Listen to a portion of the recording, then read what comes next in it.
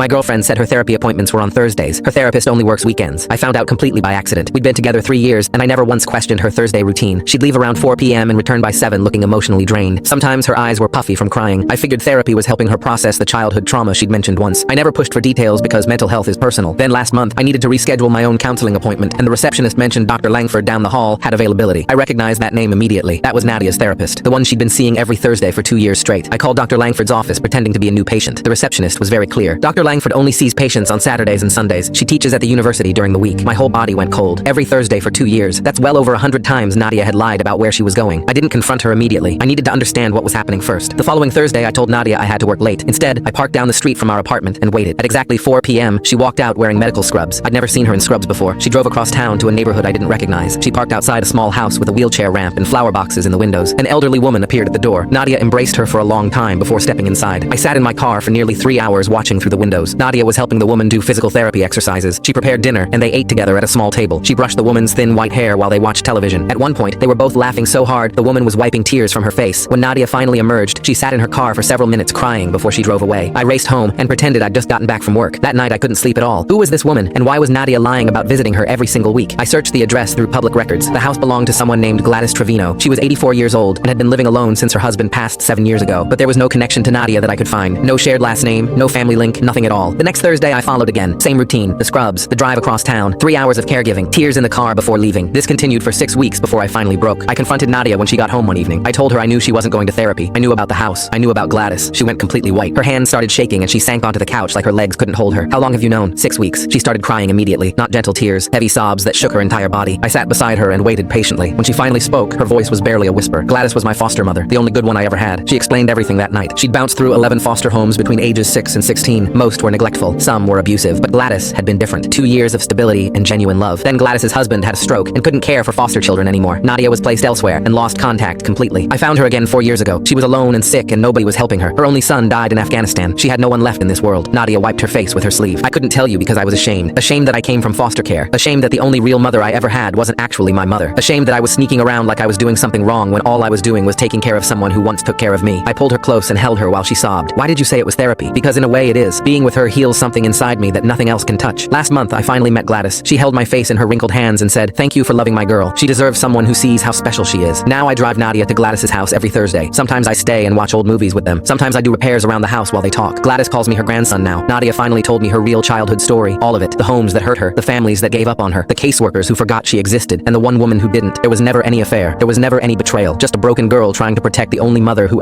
Click the link on the homepage to watch the full follow-up for free.